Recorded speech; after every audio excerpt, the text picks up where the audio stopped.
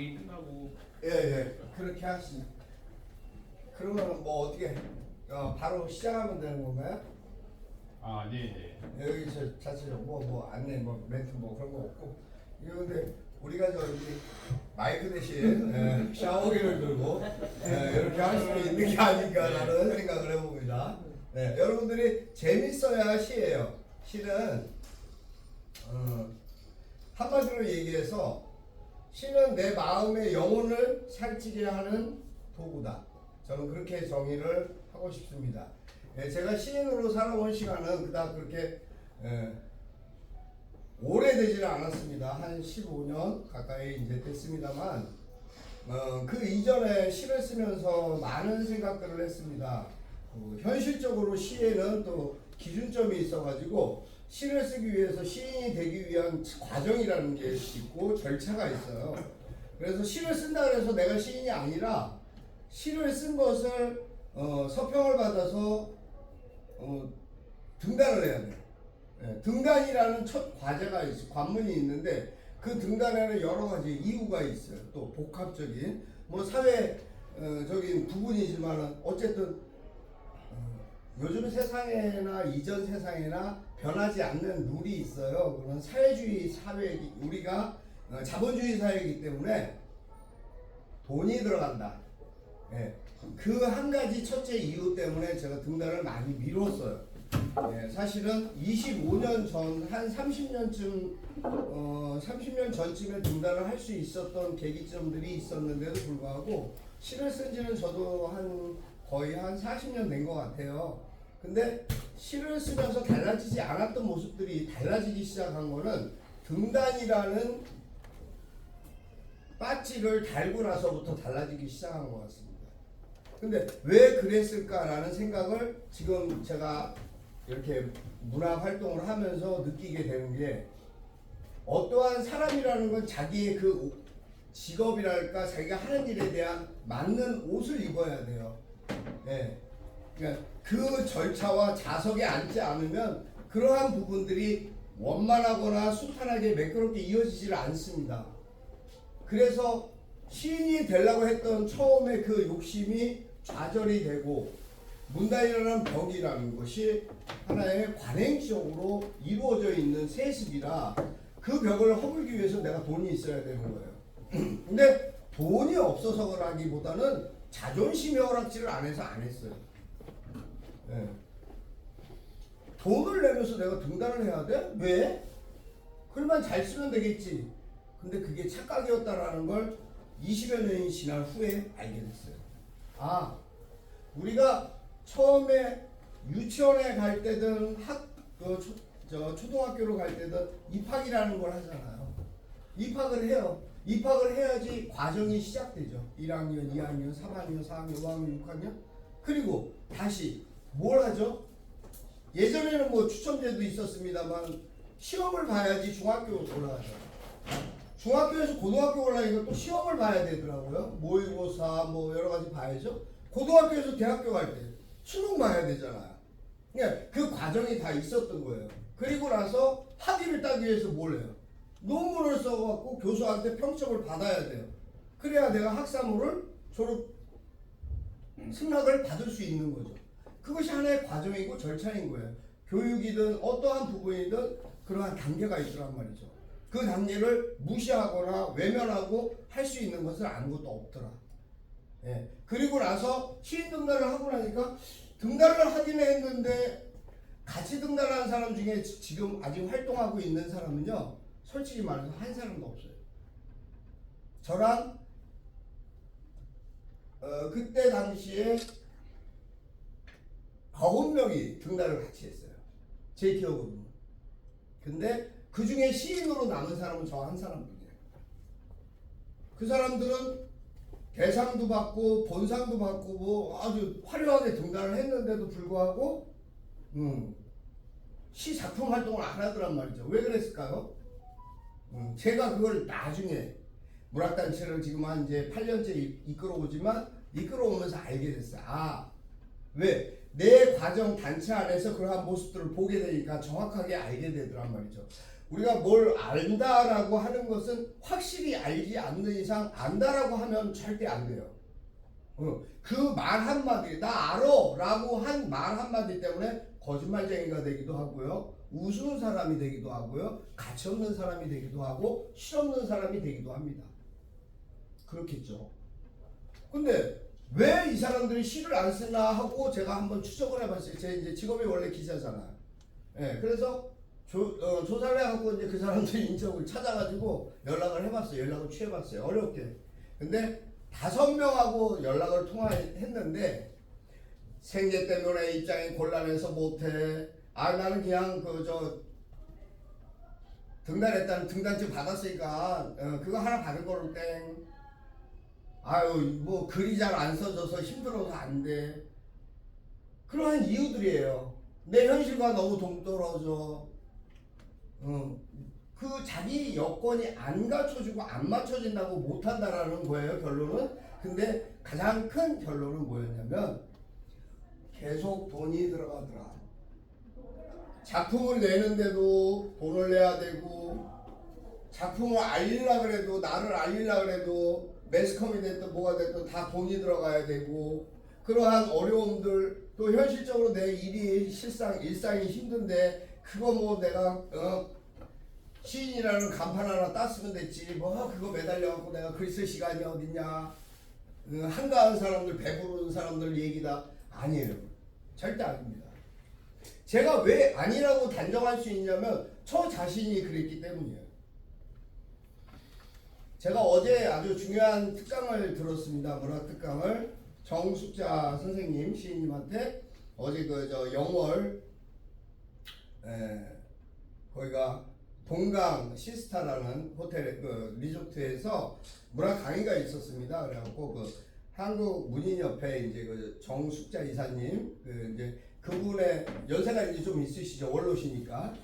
그 선생님이 김사과 문화재 문학상 대상을 수상하신 분이고, 거기에 이제 그쪽에 시비까지도 그쪽에서 다 이제 뭐 영월군에서 만들어 주니까 그렇게 상금도 뭐 1,000만 원, 예전에 2,000만 원이었는데 아마 이제 시비 제작 때문에 상금 1,000만 원, 시비 제작 이렇게 하고 있는 걸로 알고 있습니다. 어제 그 특강에서 많은 이야기를 말씀하셨지만 가장 중요한 거, 김사과과 뭐 불원에 대한 설명보다 정말 중요한 마지막 한마디가 팩트였어요. 그건 뭐냐면 노력하지 않는 자는 성과를 얻을 수 없다라는 결론입니다. 아무것도 하지도 않았는데 내가 시인이 됐다고 간판만 달았다고 해서 시인으로서 살 수 있을까요? 자격지심, 자존심, 뭐 여러 가지 막 이해관계 부딪히기 때문에 못하는 거예요. 괴리감이 생기니까. 근데 당신도 군인의 아내로서 사시면서 진짜 군인들 옛날 이제 이야기예요. 월급 받으면 그분 말씀 그대로, 선생님 말씀대로라면 봉급 받으면 쌀 한 포대 사고, 연탄 한 줄 사고, 책 2권 샀다는 거예요. 그게 전부였대요. 그때 생활 비용이 전부였답니다. 월급이, 군인 월급이. 지금이야 뭐 이제 많이 시대가 변했으니까 달라졌지만 그 와중에서도 자기는 항상 도덕경이 됐든 뭐 여러 가지 책들을 소크라테스의 책도 보고 여러 가지 책들을 계속 구입하면서 읽기 때문에 내 돈 주고 구입을 하니까 안 읽을 수가 없더래요. 아까워서. 읽다 보니까 그거를 공부하게 되고 연구하게 되고, 그러다 보니까 자기가 어느 사이에 김사과시라는 문학상을 받게 되는 여기를 알았다는 거죠. 그냥 그 자리에 된 게 아니라 그 30년 전, 20년 전, 40년 전에는 상상하지도 못했던 상을 자기가 수상자가 돼서 받고 보니 이제 알겠다라는 겁니다. 뭐요? 노력하지 않으면, 예, 맞습니다. 노력하지 않으면 자기는 그 자리에 있지 않았다. 그 마지막 말씀에 모두가 다 감명 깊게 들으시고 이제 한 100여 명이 넘었죠. 한 150명 되시는 특강 이제 다 문학인들이죠. 시인들, 소설가 뭐 여러 가지 이제 분들이 있지만 문학의 수필가들도 와 있었고, 원로 선생님이신 문효치 이사장, 전 이사장이 한국문인협회 문효치 선생님도 그 자리에 계셨지만 박수를 치는 그러한 상황을 보게 됐습니다. 그 상황을 보든 안 보든 제가 할 수 있는 건 시인이 왜 되어야 하는가라는 생각을 이제 해봐야 된다고. 시가 도대체 뭐길래 시로 인해서 내가 뭐가 달라집니다. 왜 달라지냐면 제가 사실은 오늘 이 자리를 위해서 우리 저 금성의 집 식구들 또 우리 신인철 원장님을 통해서 시간을 좀 할애해 주시면 좋겠다. 왜냐면 그래도 사람이라는 게 어찌됐든 제가 이 자리에서 첫 어떤 특강을 하게 되는데 문학이라는 것에 대해서 제가 뭐 문학의 문자를 알겠어요. 그럴 문이라는 것만 압니다. 그 정도. 솔직한 예의로 말씀드리면 내가 시인이라 그래서 잘난 건 하나도 없어요. 제가 잘난 것도 하나도 없어요. 근데 달라진 게 있어요. 제가 매일 시를 쓰는 시인으로 10년 가까이 매일 글을 쓰고 있어요. 하루도 안 빼고 썼어요. 요즘은 이제 유튜브를 또 하고 있습니다. 426회까지 어제까지 426회 했으니까 1년 넘게 했죠. 얼마큼 했냐고요? 매일 했어요. 저는 항상 뭐든 시작을 하면 끝을 봐야 되기 때문에 매일 해야 된다. 그 매일하는 것이 뭐가 중요할까요? 책임과 의무를 줍니다. 노력과 열심을 줍니다. 성실과 가치를 줍니다. 아닐 것 같아도 맞습니다.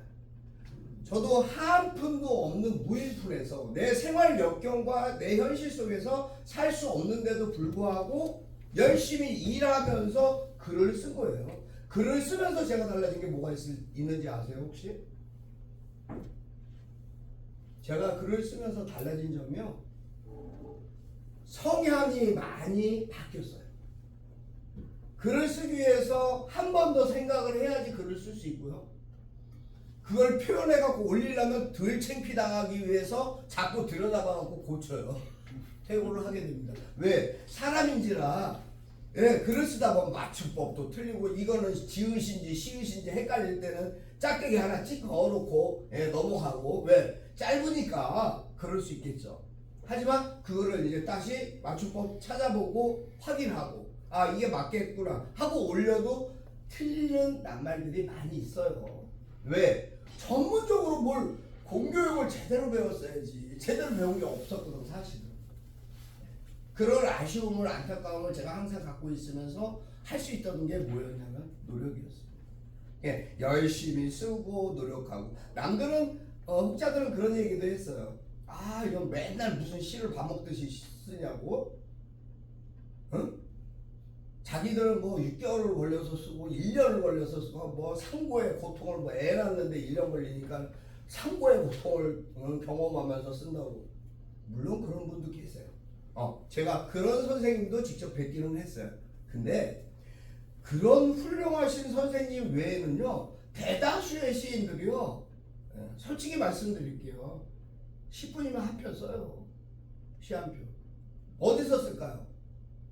삶은요 똑같은 연령대로도 다 똑같이 살고 있는데요 보는 사람이 있고 못 보는 사람이 있습니다. 아는 사람이 있고 못 느끼는 사람이 있어요. 여러분이 가령 여기 동네 뒷산을 올라가는 고봉산을 올라갔다. 가령 예를 들어 이 동네에 있는 산이니까 뭐 북한산을 올라갔다. 북한산을 올라가는데 북한산 올라가는 등산로에 계속 올라가다가 보니까 아무것도 본 게 없어. 그냥 바위돌하고 나무만 봤어. 나는 하늘 가끔 구름도 보고 쟤 물어보면 거시기 나는 저기 뭐야 그 보니까는 그 조그만한 저것도 봤어. 그 뭐 이상한 잡풀도 나 있고 그것이 뭐 야생화인지 야생초인지 알지도 못했어. 그냥 꽃이 피었길래 이쁘다라고 보고 올라갔어. 근데 내려오면서 아무도 못 봤던 꽃을 하나 봤어요. 바위 틈에서 자라나는 야생화를. 한 사람만. 그래서 예전에 여러분들이 아실지 모르겠지만 고은 선생님이 지은 시 중에 그 꽃이라는 시가 있습니다. 올라갈 때 보지 못했네, 내려올 때 보았네, 그 꽃. 혹시 아시나요? 알든 모르든 상관없어요. 중요한 게 아니에요. 정말 중요한 건 뭐냐면 여러분들 마음속에 시, 내 삶의 경험과 내 삶의 생활 그 속에서 얻어진 나만의 삶. 여러분 모두에게는 각자 자기만의 스토리가 있습니다. 그 히스토리를 가지고 내 삶을 되돌아보고 내가 어떻게 살아야 될까라는 것을 생각해보고 그러면서 한편의 글을 편지를 써보는 건 어떨까 하는 생각을 제가 꼭 권유해드리고 싶어서 모셨고요. 그것이 왜 필요할까? 내가 나이가 지금 몇인데 중요한 건 나이가 아닙니다. 어린 초등학교 학생도 글을 쓰고 100일장에 나오지만 지금 80 노로에 계신 분들도 등단을 하고자 하시는 분들도 계세요. 그런 분들도 글을 써요. 왜 그럴까요? 자신만의 꿈, 자신의 어렸을 때의 생각, 자신이 해보고 싶었던 것에 대한 성취를 위해서 하는데 무엇이 달라져? 인성이 바뀝니다. 그거는 저 자신을 두고도 제가 확실하게 말씀드릴 수 있는 거예요. 왜 바뀌냐면 굉장히 성격이 급하고 다혈질이었고 제 혈액형이 O형이에요. O형이니까 뭐 말할 것도 없겠죠. 금방 여기 있었으면 저기 가 있어요. 진짜 바람같이 빠른 사람이에요. 많이 움직이고 많이 활달했었어요. 그리고 성격도 급하니까는 잘못된 부분들도 많이 있었어요. 상대방이 오해할 정도로 활동적이고 긍정적이고 저는 제가 살면서 이 자리에 설 수 있었던 첫 번째 이유가 저의 열심이라고 생각해요. 그러니까 그 열정을 아무도 따라할 수 없다라고 할 정도로 이제는 그러한 위치에 섰어요. 물론 8년 전부터 제가 한국다선문인협회라는 단체를 문학단체를 창립해서 지금 이제 180여 명의 우리 회원들이 있고요. 외국에도 계세요. 한국 국내 전국적으로 있지만 외국에 계시는 작가들도 있고요. 하여튼 저희는 경기도 제24호로 정식적으로 사단법인으로 등록이 된 비영리 민간단체이고요. 수입은 없습니다. 하지만 수입이 없는 대신 그 지출을 생성할 수 있는 제가 이제 그 찬조나 후원금을 좀 받고 있고 또 그러한 역할을 해주시는 자문위원이나 고문님들이 이제 계세요. 우리 대금 이영만 박사님 같은 치과 의사도 계시고요. 변호사도 있고 검사도 있고 판사도 있고 다 있어요. 장군도 있습니다. 그래서 뭐냐면 그 사람들이 왜 뭐가 아쉬워서 시인단체를 도와야 되냐라고 생각하는 사람은 한 사람도 없어요. 저 사람이 열심히 사는 사람이기 때문에 저 사람이 좋은 일을 하기 때문에 저 사람이 바른 생각을 갖고 있는 사람이기 때문에 저 사람은 성실하니까 도와줘도 깨진 독에 물 붓기는 안 된다.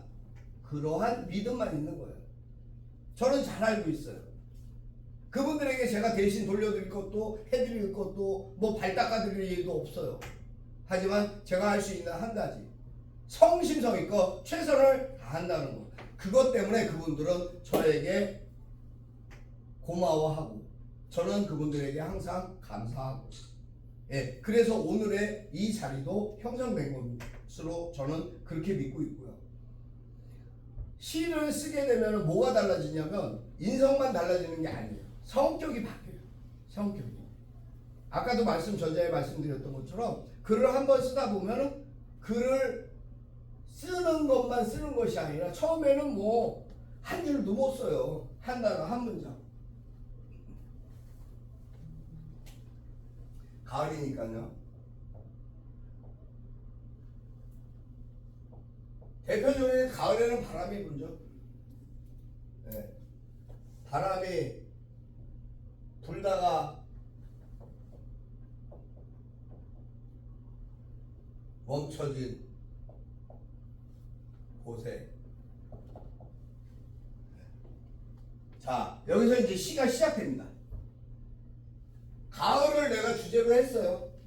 여러분 각자가 생각하시는 겁니다. 각자 나는 가을에는 뭘 할 수 있고 뭘 하고 싶고 뭘 해야 될까.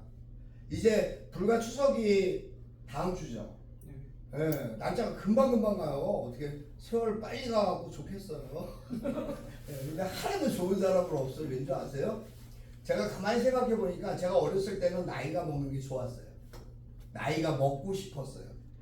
남자들은 나이 먹는 걸 좋아해요. 왜냐하면 사회에서 그만큼 나이값에 대한 대우를 받는 부분이 있기 때문이에요. 어떠한 조직에든 마찬가지예요. 그래서 저 역시도 고무줄 라인이라는 걸 사용한 적이 있었어요. 어렸을 때. 왜? 자꾸 어려 보여요. 저 지금 60 넘었어요, 여러분. 네, 먹을 만큼 먹은 사람이에요. 그 어린 시절에 쪼만하다고 얼마나 서름을 받았겠어요. 쪼만. 그러니까 서름 받기 싫으니까 어떻게 해요? 저는 싸움을 했는데 나보다 큰 사람하고 했어요. 먼저 선방 때리고 눈탱이 발로 차고 뭐. 예. 왜? 몸이 빠르니까 나는 그게 자유로웠어요. 안 되면 뚝배기로 받고 그렇게. 이거는 실화예요. 그렇게 산 세월도 있었어요. 저도 27에 제가 세상을 달리기 시작합니다. 27세 나이에 제가 아무것도 없이 단신으로 산에 올라갑니다. 그래서 6개월을 수양을 했어요. 절에 들어가서 한 거 아니에요? 네, 절에는 안 갔어요. 그냥 아무것도 없는 산에. 사실은 어느 산이라고 말하면 다 아는 산이지만 그때 6개월 동안 산사 생활을 하면서 아무도 만난 적이 없어요. 아무의 도움도 받은 적도 없고요. 누구에게도 알려준 적 없어요. 그때는 뭐 삐삐도 없을 때니까. 예. 근데 이때부터 시작해갖고 6개월 동안 무슨 생각을 했냐면 사람답게 살아야 되겠다. 내가 태어났는데 부모님한테 욕먹이고 나 자신에게도 남들이 자꾸 죽이려고 하고 이게 사는 게 아닌 것 같더라고요. 그래서 어떻게 하면 내가 다르게 살 수 있을까 생각을 했어요. 그래, 남들처럼 평범하게 한번 뭐 하는 놈들 직장 다니는구만. 제가 제일 큰 소원이 하나가 세상 살면서 제일 소원이 30살 넘어서까지 직장생활 평범하게 하면서 출퇴근하는 거였어요. 제 소원이 사실. 네, 그 다음 두 번째 소원, 나이 40에 택시기사를 해도 할까? 왜? 택시기사 하면서 많은 사람을 만날 수 있고 뭔가 내가 봉사할 수 있는 여지도 있지 않을까? 근데 요새 택시기사 하다가는 맞아 죽게 생겼더라고. 그래서 지금은 이제 포기한 직업이지만 아니 술 마신 사람을 맥없이 때려버리고 막 그러니까 그걸 어떻게 감당을 하겠느냐고. 정신병자들이. 그래서 그런 거 이제 저런 거 다 포기했지만 그때 시기 제가 그런 마음을 가질 정도로 절박했던 때가 있었어요. 그때만 해도 50 군사 독재 조건이었고 엄청 힘든 시기였습니다. 그래서 저는 저기도 가갖고 또 이것도 해보고 통닭도 해보고 뭔 얘기인지 아시죠? 통닭. 와사비도 좀 먹고 한 일주일 거꾸로 매달려 보고 아주 그 얘기는 사실은 대변까지 봤습니다. 자, 근데 27살에 내가 뭘 했냐 처음으로 시작한 게 사실은 할 게 없는 거야. 나와서 잘 데도 없고 먹을 것도 없고 누가 옷 한 벌 주는 사람도 없고 6개월 동안 내가 다 하고 차단하고 다 이제 아는 사람 다 몰아라 하고 그냥 딱 내려온 거예요. 내려와서 뭐 했냐면 사실 옛날에 여러분 기억하실지 몰라요. 입찰뉴스 경매뉴스라는 신문이 있었어요. 동대문에 창신동에 그 옛날 학교 건물 같은 데 따닥따닥 있는데 그 옛날 공작 많은데 거기서부터 제가 사실은 기자라는 명칭을 받고 일을 시작하게 됩니다. 그래서 그때 입찰과 경매에 대한 쉽게 얘기하면 불호가예요. 그때나 지금이나. 근데 그때 제가 한 10년 잘 버텼으면은 뭐 눈먼 땅도 눈먼 돈도 좀 챙겨놨겠죠. 사실은. 왜 10년 뒤에 그 회사들은 엄청나게 큰 불질 회사들이 됩니다. 그 시대가 그랬었어요. 근데 저는 돈에 대해서 잘 몰라갖고 그거를 조금 하다가 한 1년 했나? 하다 보니까 이건 뭐 제대로 월급 나오는 것도 아니고 그 프로카나 마찬가지다 보니까 뭐 이거 경매 이거 나오는데 이거 싸게 거저 먹어 이거 그래갖고 그 수수료나 좀 받아주고 그거 갖고 또 뭐 쓰고 이러는 상황이니까 이게 기자도 아니고 이거 프로카다 이게 뭐야 싶은 생각이 든 때가 있었어요. 그때 바꿔서 이제 제가 중앙일보 관련된 로컬타임즈라는 데를 로컬 타임즈를 일산 고양시에다가 개설합니다. 중앙일보 국장으로 있던 조용현 국장하고 같이 이쪽으로. 그래서 신문을 이제 찍어내기 시작합니다. 신문을 만들어 보기도 하고 편집도 이렇게 기웃기웃하면서 뭘 아는 게 있어야지 그냥 기웃기웃하면서 짜맞히고 그런 걸 배워가기 시작합니다. 그러면서 여의도로 가서 정치판에 이제 두리번 하게 됐어요. 왜냐면 그래도 우리나라에서는 아직까지도 이전에는 뭐 말할 것도 없지만 아직까지도 국회 정치부 출입기자야 그러면은 어디 가서 뭐 괄시받을 일은 사실 없어요. 그거 가지고 행세하려고 그러면 사기꾼 내는 거고 행세 안 하고 내 할 일 기사 쓸 거 취재하고 인터뷰하고 하는 거에 그러면 자부심을 얻는 거고 그렇죠? 그러한 시간이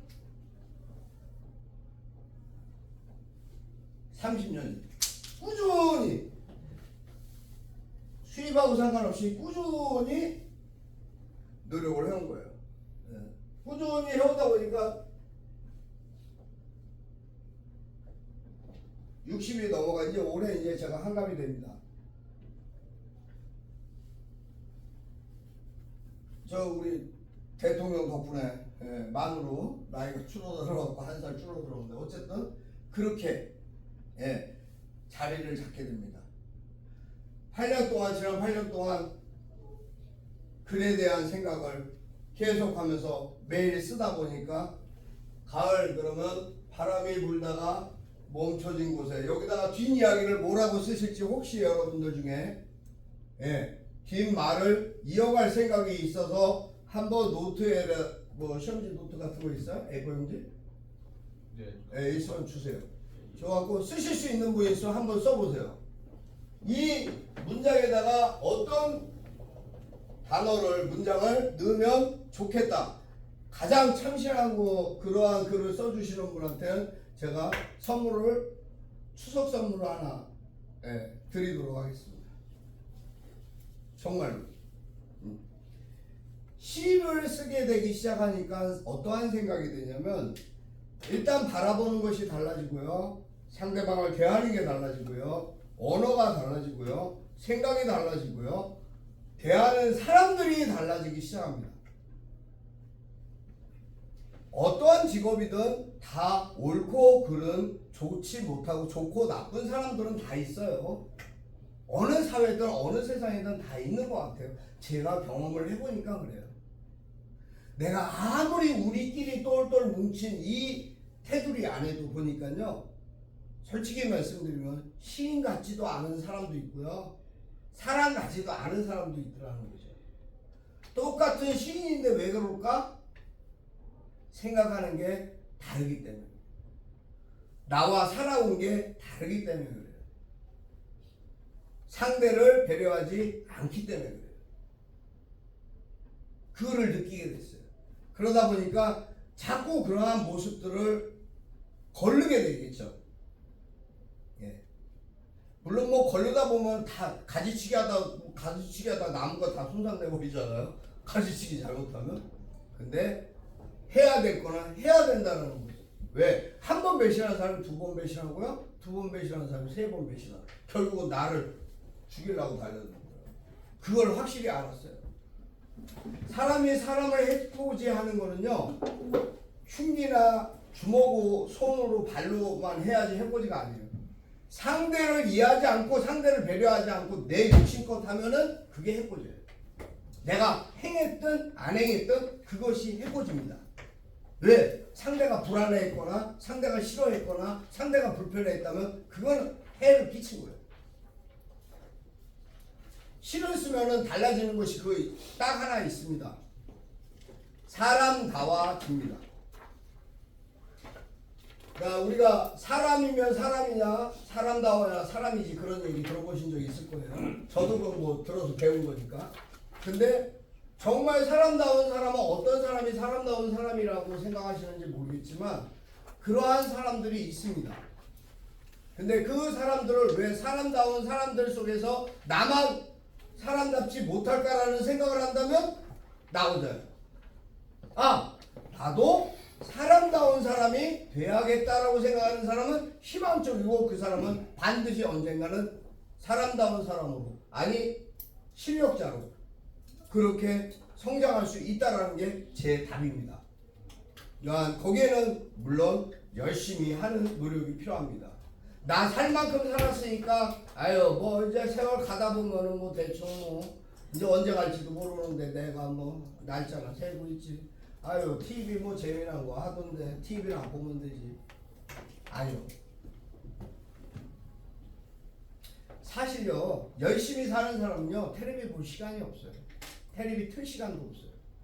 리모컨을 잡을 생각을 할 시간도 없어요.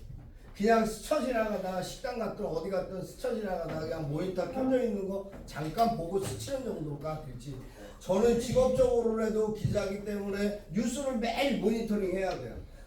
예, 열 몇 개나 되는 모니터에서 모니터링을 계속 하고 있어요. 다 다른 말을 해. 여기는 영어로 쉬고, 저기는 일본어로 쉬고, 여기는 이태리어로 쉬고, 예, 정 세계 모니터링을 다 해야 되는 거예요. 근데 뭐 솔직히 말하면 한글도 제대로 모르는 놈이 뭘 알아듣겠어? 그냥 폼으로 켜놓는 거예요. 솔직한 얘기가. 그거 볼 시간 없어요. 정말 중요한 건 뭐냐면 요즘 누구나 갖고 있는 이 핸드폰. 이 핸드폰 하나면은 기사가 다 정리돼갖고 다 나와 있어. 네. 그 기사만 올리기만 하면 돼. 얼마나 편해요. 뭐 아무나 기자하냐? 아니요. 할 수 있어요. 할 의지가 없어. 본인 당사자가 할 의지가 없으니까 못하는 거예요. 처음부터 어떻게 첫 술을 배부른 게 있겠어요? 예? 처음부터 어떻게 뭐 월급이 얼마고 뭐 연봉이 얼마고 그런 거 생각을 해요? 그거 가당치도 않은 얘기잖아.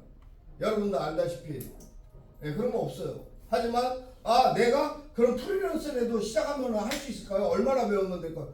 그럼 네가 노력하기 따른 거예요. 시인도 마찬가지입니다. 자신이 노력하기에 따라서 자신의 삶을 정리하고 자신이 느끼는 감성을 정리하고 자신의 생각을 정리하다 보면 시가 되고 시인이 됩니다. 그 시를 잡는 거는 태국어를 조금만 손보고 잡으면 돼요. 맞춤법이야 또 모르면은 국어사전 펴놓고 맞춤법 찾아봐갖고 하면 돼요. 그러한 노력이 필요한 거예요. 공부가. 그런 공부와 과정이 필요해서 남은 안 하고 저기서 짤짤이 하고 있고 저기서 윷놀이 하고 저기서 화토 치고 있는데 거기 끼웃거리지 않고 그럴 시간에 이거라도 한 자리를 더 보고 하면 그 사람이 공부하는 사람 그 사람이 성공하는 사람이 되는 거예요. 기간은 정해져 있지 않아요. 1년 만에 될지 10년 만에 될지 정말 죽기 전에 정신 차릴지 안 차릴지 모르는 거예요. 똑같아요. 모든 일상의 사회가 똑같다라는 걸 저는 그걸로 알아요. 느꼈어요. 이게 이치적으로 다 이게 정리가 질서가 있는 거구나. 정말 훌륭한 시인이 되고 성공하는 시인이 되고 좋은 시인이 되기 위해서는 자기가 노력하고 글을 쓰는 방법밖에 없는 거죠. 그 글을 쓴 글에서 내가 더 한번 생각해보고 다시 한번 퇴고를 잡아보고 이게 독자들하고 소통할 수 있는 글이 좀 되지 않을까? 그러한 문맥상도 좀 보고 행과 열을 갖추고 한 가지씩 하는 거지. 예, 한 번에 다 문법이 어떻고 뭐 하면은 여기 머리 다 빠져요. 머리털. 그냥 써보는 거예요. 한 줄. 내 느낌. 가을. 난 가을. 가을 그러면 나 고향에 그 돌담길 옆에 그 감나무 하나 떨어져 그 감 떨어질 때 기다리던 그 추억이 있어. 그래 감 떨어지던 그 골목길이 생각나는 가을입니다. 자, 새로운 글이에요. 아무도 안 써먹었어. 그럼 본인이 써먹는 거예요. 어떤 혹자들이 그런 말을 합니다. 뭐 소설은 사실 소설 쓰기가 굉장히 어려운 거예요.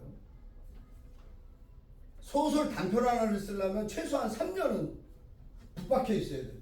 그럼 3년 동안 그 한 편을 쓰기 위해서 그 사람은 어떻게 해야 돼요? 다른 일을 하면서 할 수 있다고? 절대 못해요. 머리가 어떻게 그거 다 기억하고 뭘 하나? 못해요. 거짓말이에요. 3년 동안 먹고 살 게 있어야 돼요. 그래야 글만 쓰는 거야. 그래도 3년 걸려. 단편 하나 쓰려면. 노가다 뛰면서 소설 썼다 거짓말해요. 난 그거 믿지도 않아. 노가다 뛰다가 지가 발가락을 찧었는데 어떻게 발가락 아파 죽겠는데 딴 생각을 하고 있어. 공상만 하고 못해. 그건 말도 안 되는 얘기거든요. 전 그거를 알죠. 소설 참 힘들어요. 수필 뭐 논문 뭐 산문 같은 거 쉬울 것 같죠. 쉽지만 남들과 똑같이 쓰는 수필과 산문은 의미가 없잖아요. 누군가에게 감동을 주고 느낌을 줘야 되는 글을 써야 되는데 그게 안 되니까 그것도 쉬운 얘기는 아니에요, 사실은. 근데 수필을 잘 쓸 수 있는 방법은 있어요. 제가 힌트 하나 드리면 매일 관공서에 가세요. 아침에 일찍 관공서 가면요 신문이 종류별로 다 있어요. 그거 한 부씩 갖고 간다 그러면 누가 도둑질 가져간다고 신고 안 해요. 아 이거 좀 가져가, 이거 갖다 봐도 돼요. 아 가져가세요. 왜? 어차피 지들이 치워야 되거든. 하루 지난 거니까. 하루 지나면 어때? 그거 한 부씩 다 갖고 오면은 딱 내 방에 와서 딱 펼쳐보면요 첫 장 넘기자마자 뭐가 있을까요? 여러분 자기들 매체에서, 언론 매체에서 가장 인정한다고 하는 칼럼이 있습니다. 우측 상단에. 칼럼을 매일 보세요. 매일 가져온 신문 부수만큼 매일 칼럼을 보세요. 매일 보다 보면 자신의 삶하고 대비되고 자신의 생각에 눈이 띄고 자신의 생각이 표현되게 될 거예요. 그때 쓰면 돼요. 그게 뭐예요? 수필이에요. 그게 산문이고. 네. 공부 어렵게 할 필요 없어요. 일부러 서점 가갖고 꼭 수필집, 산문집 어떻게 글쓰기 하는가 그런 거 안 사봐도 돼요. 그거는 과거 시대. 예. 인쇄기가 없어서 이렇게 도로를 굴려서 할 때 옛날 얘기고. 예. 지금은 그런 거 다 필요 없어요. 핸드폰 안에 다 나와 있어. 물어보면 다 나와. 예. 이거 수필을 어떻게 쓰면 될까요? 검색하면 다 알려줘. 얘가. 예. 굉장히 편한 시대가 됐죠. 하지만 제가 드린 팁은 정말 살아있는 거예요. 돈 안 들이고, 돈 한 푼 안 들이고 공부할 수 있고 자신의 지식도 채울 수 있고 사회의 현상을 볼 수 있고, 예, 그거를 매일 하는 고등학생들이 매일 해요. 예전에는 이제 논문이 있었기 때문에 해요. 논술이라는 게 있었기 때문에 고등학생들이 많이 했습니다. 학생들. 그 왜 써야 되니까. 근데 지금 이제 그런 부분이 없어져가지고, 예, 사회가 이 모양으로 그냥 교육 현황이, 우리나라 교육은요 5년 단위로 주기로 망가져요. 지금 교육의 지표가 어딘지도 몰라. 예. 진짜 이해할 수가 없을 정도로 교육 현장이 다 엉클어져 버렸어. 사회, 세상, 모든 경제, 뭐 논리가 이분법적으로 다 갈려갖고 까만 거 아니면 빨간 거, 하얀 거 아니면 퍼런 거 아니면 노란 거. 내 의사하고 내 생각하고 다르면 공산당. 이게 무슨 논리인지 생각인지 말인지 막걸리인지, 예, 못 알아들을 정도로. 자, 2년 전에 국민의힘이라는, 이건 뭐 정치적인 얘기를 해서 좀 아쉽습니다만 사실이니까 있는 거예요. 2년 전에 국민의힘에 있는 국회의원 김기현 뭐 시작해갖고 다 모든 사람, 지금 국회의원 현직에 있는 모든 사람이 뭐라 그랬어요? 일본 후쿠시마 오염수는 안 된다 그랬죠. 예? 자신들의 목숨을 걸고 지키겠다고 했어요. 방류를 막겠다고. 지금은 지들이 수조에서 물 떠마셔. 그 말이 돼요? 왜? 대통령 하나 바뀌었다고, 권력자 하나 바뀌었다고 거기 아부하느라고 다 바뀐 거예요. 홀라당.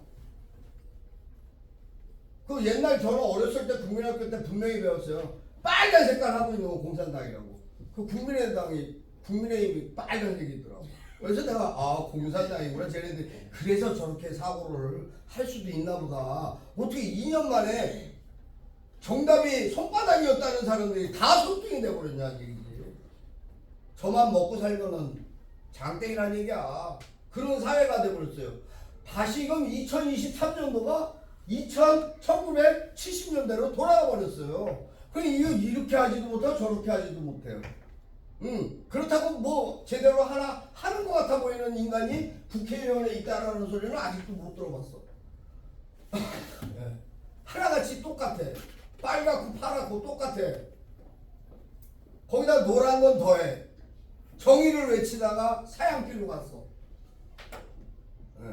이러한 사회예요. 자, 이러한 사회에 여러분들이 뭔가 달라질 수 있는 새로운 희망이 있다라는 거. 바로 시를 써보는 내 마음을 먼저 정제시켜주고요. 나를 위로시켜주고요. 나의 모든 것을 새롭게 해줘요. 그걸 왜 제가 강변하냐면 제 자신이 그랬어요. 그 급했던 성격이 느려졌고요. 그 막대 먹었던 말들이 어투가 바뀌기 시작했어요. 만나게 되는 사람들이 달라지기 시작해요. 사람들이 주변 사람들이 변하기 시작해요. 사람은 주변이 절대 변할 수 없어요. 내가 변해야 변합니다. 어느 누구든 어느 사회든 어느 조직이든 내가 변하지 않고 상대가 변하지는 절대 않습니다. 그럴 수가 없어요. 왜? 내가 그대로인데 어떻게 상대방이 바뀌고 나 알아서 바뀔 거야? 그것도 아니잖아. 내가 뭐 특별한 사람도 아닌데. 그잖아요. 그럴 수 없어요.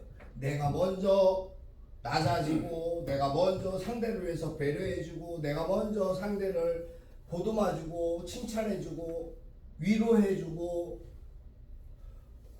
뭔 소리 하면은 잘 들어주고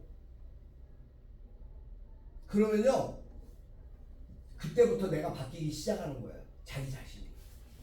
그러면 어떤 변화가 일어나는 줄 아세요? 이건 확실한 거예요.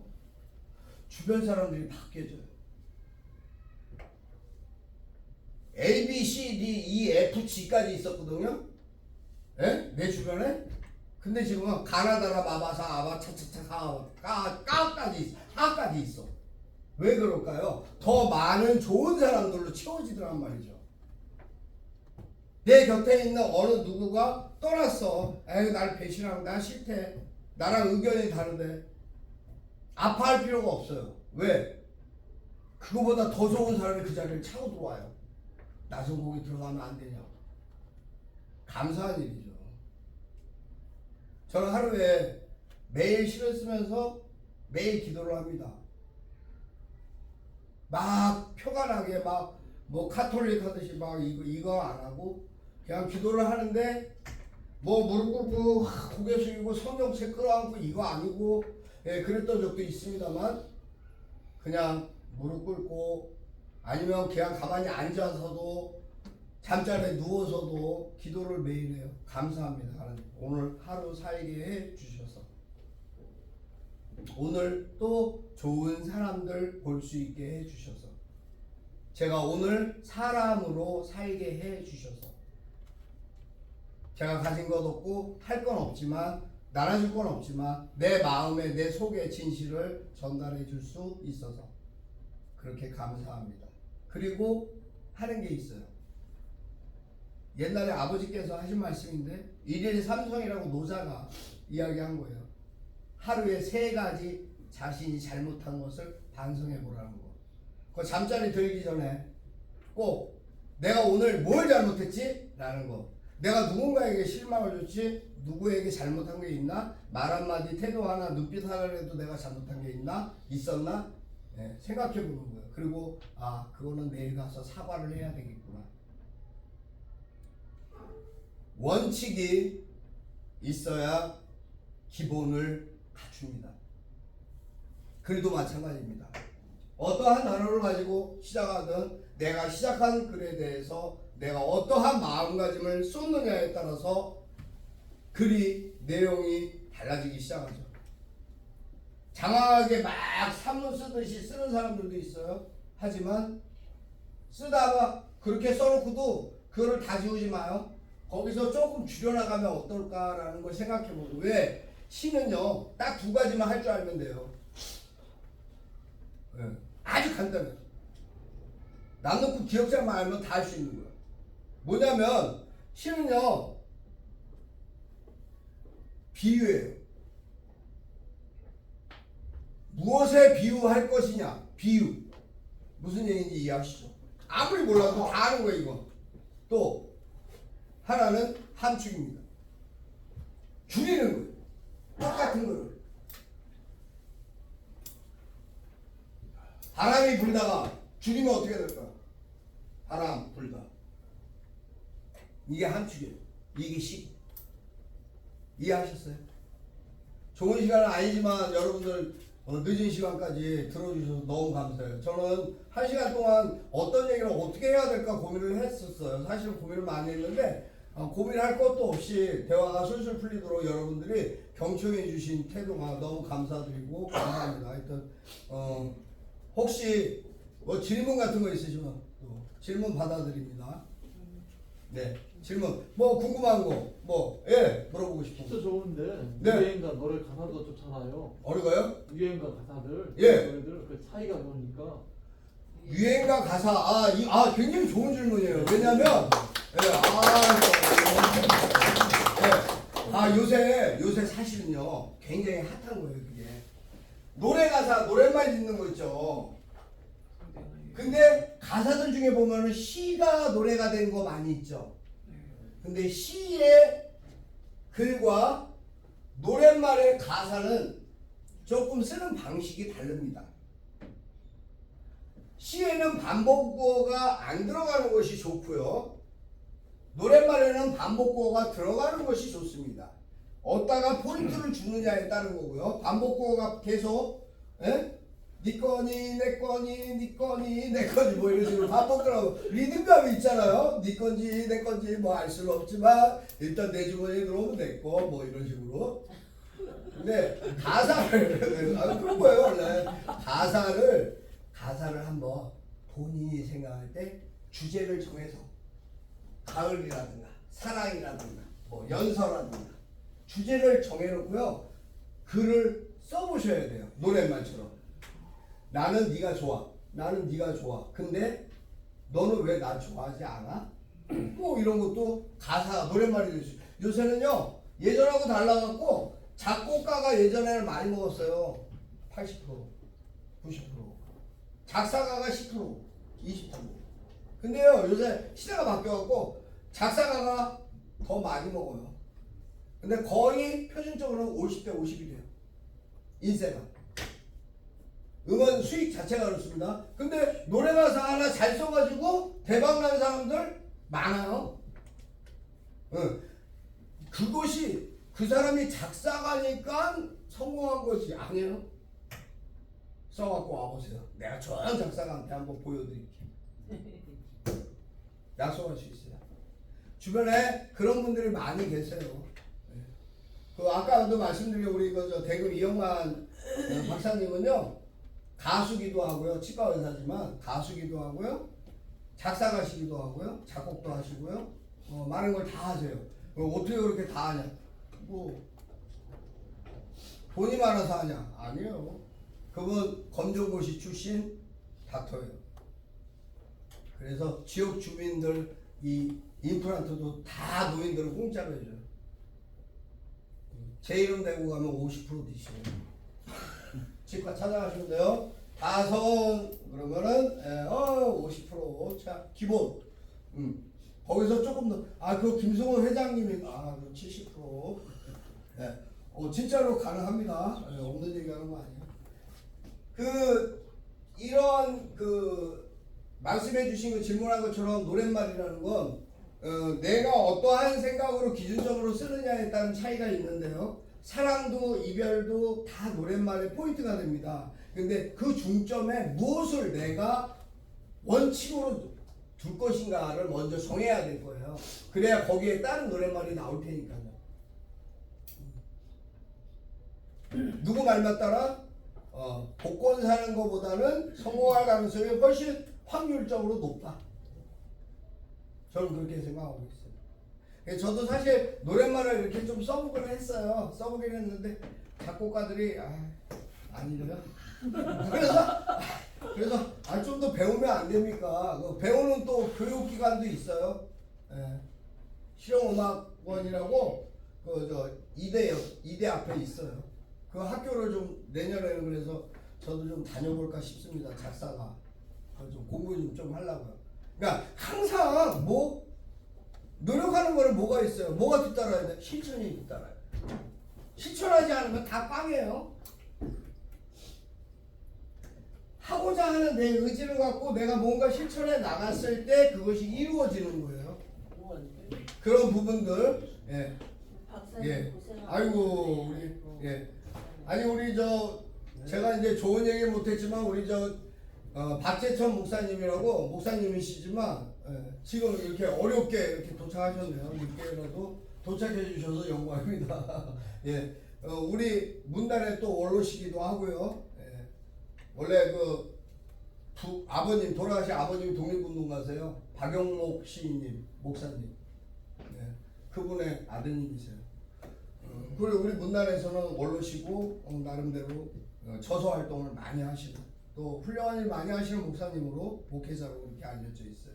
하여튼 뭐 부족한 사람이 또 강의한다 그래가지고 이렇게 또 직접 또 찾아주시고 그래서 너무 영광입니다. 아무튼 여러분들 이 시간들 동안 내가 뭐 알아들을 게 뭐가 있어 뭐 이렇게 생각하시는 분은 실패자예요. 어디 가서든 얻을 수 있는 게 없어. 내가 뭐라도 하나 건져야지 여기 왔는데 1시간 동안 내가 뭘 건질까 라고 생각하는 사람은 반드시 얻을 게 있습니다. 제가 살아오면서 경험한 하나의 철칙이에요. 그리고 저는 이제까지 꼭 그 얘기를 한 번쯤은 해보고 싶었어요. 이제까지 살면서 누구한테 무엇을 빌려달라는 소리를 안 하게 된 게 10년이 넘었어요. 절대 뭘 빌리려고 하지 마세요. 내가 만들면 됩니다.